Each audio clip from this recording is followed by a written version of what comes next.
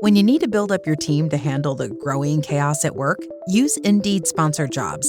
It gives your job post the boost it needs to be seen and helps reach people with the right skills, certifications, and more. Spend less time searching and more time actually interviewing candidates who check all your boxes. Listeners of this show will get a $75 sponsored job credit at Indeed.com/podcast. That's Indeed.com/podcast. Terms and conditions apply.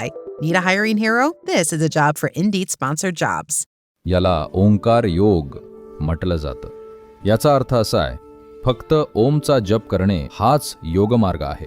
ज्यांना नीट झोप येत नाही, खूप स्वप्न पडतात, भीती वाटते, मृत्यूचं भय वाटतं आणि अशा प्रकारच्या चिंता आहेत, जर तुम्ही दररोज 10 मिनिटे चा उच्चार केलात तर हे सर्व कमी होईल आणि निघून जाईल.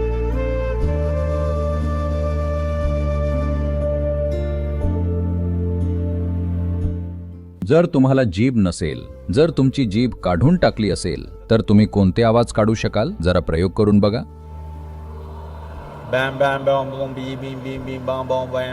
म्हणू शकाल का?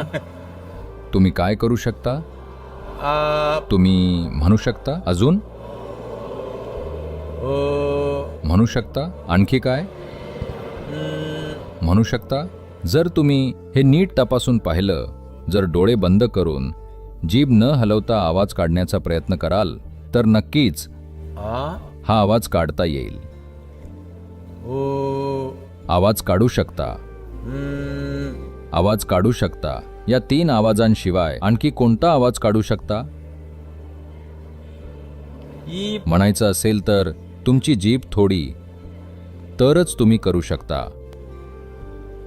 जीभ न वापरता काय उच्चारता येतं? जर तुम्ही प्रयोग करून पाहिला तर लक्षात येईल की जीभ अजिबात न वापरता काहीतरी उच्चारायचं असेल तर फक्त हे 3 आवाज आपण काढू शकतो. हे फक्त तुम्हालाच नाही तर प्राण्यांनाही लागू होतं. जर तुमच्या घरी कुत्रा, मांजर किंवा गाय असेल, ते जांभई देतात तेव्हा कोणते आवाज काढतात?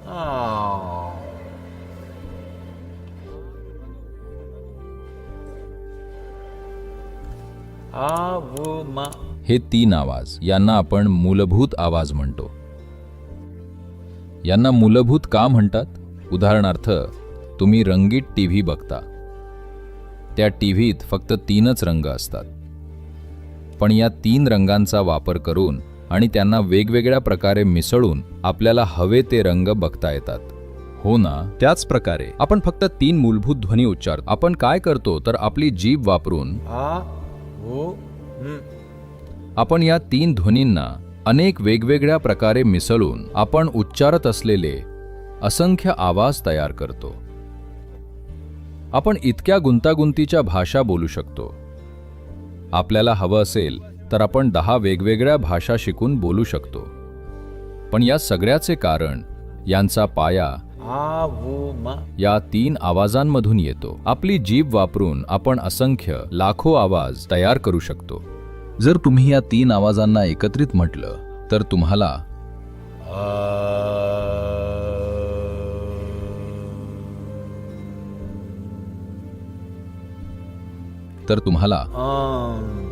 ओम मिळतं. याला आपण मूलभूत आवाज म्हणतो. असं म्हणतात की जेव्हा ही 3 मूलभूत कंपने होतात तेव्हा जणू निर्मितीसाठी आवश्यक असलेलं पहिलं पाऊल उचललं गेलंय. हा ओम आवाज हाच सर्वांचा मूलभूत मंत्र आहे. तर मंत्र म्हणजे काय? या भौतिक जगात प्रत्येक आकारासाठी एक ध्वनी आहे. प्रत्येक आकाराला त्याच्या संबंधित एक आवाज असतो. हे दुसऱ्या प्रकारे समजून घेण्यासाठी, आवाज मोजण्यासाठी ऑसिलोस्कोप नावाचं एक यंत्र आहे. जर तुम्ही त्यात एक विशिष्ट आवाज टाकला तर ते नेहमीच एक ठराविक आकार तयार करतं. प्रत्येक आवाजासाठी त्याचा एक संबंधित आकार असतो. त्याचप्रमाणे प्रत्येक आकारासाठी त्याच्या संबंधित एक आवाज असतो. जेव्हा आपण या विश्वाला ध्वनीच्या पातळीवर जाणून घेतो तेव्हा त्याला आपण मंत्र म्हणतो. प्रत्येक जण या मूलभूत मंत्राचा वापर करू शकतो. याला ओंकार योग म्हणतात. याचा अर्थ असा की फक्त ओमचा जप करणे हा एक योग मार्ग आहे? मी अनेक लोकांना बघितलंय जे फक्त या ओमचा जप करून विविध आजारांमधून बाहेर आले आहेत. अगदी जुनाट आजार जे त्यांना आयुष्यभर होते. मी अनेक असे लोक बघितले आहेत.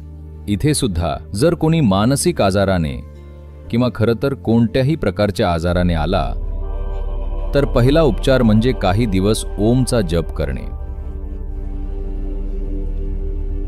एकदा का जप सुरू केला की ते संतुलनाच्या अवस्थेत येतील. त्यानंतर पुढे काय उपचार करायचे त्याची शक्यता तयार होईल.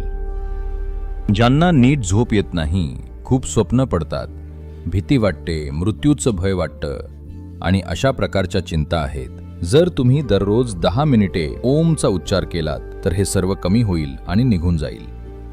शारीरिक स्थिती बाबतीतही तेच आहे. जर तुम्हाला असा आजार आहे जो इतर कशाने बरा होत नाहीये तर दररोज ओमचा जप करून फक्त 1-2 आठवड्यात शरीरात शुद्धता आणि चैतन्य प्रस्थापित होत असल्याचं स्पष्टपणे जाणू शकतं.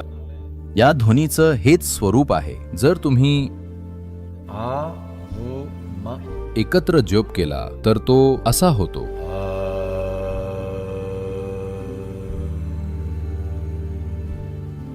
आता इतर ठिकाणी त्यांनी काय केलं? उदाहरणार्थ ख्रिश्चन धर्मात ते आमेन म्हणतात, यातला न काढून म्हणा. अरे तोच आवाज वाटतो नाही का? इस्लाम धर्मात ते अमीन म्हणतात, न काढून म्हणा. अरे तोच ध्वनी ऐकू येतोय असं वाटतं. तुम्ही कुठेही गेलात तरी आवाज तोच आहे. पण एका पिढीकडून दुसऱ्या पिढीकडे जात असताना वेगवेगळ्या लोकांनी त्यात आपापल्या प्रकारे बदल केले. आता तुम्ही अमेरिकेत गेलात तर ते काय म्हणतात? ते एमेन म्हणतात. ते आमेन म्हणत नाहीत, ते एमेन म्हणतात. पण खरा ध्वनी असा आहे की जर तुम्ही आ, उ आणि म एकत्र म्हटलं तर तो ओम होतो.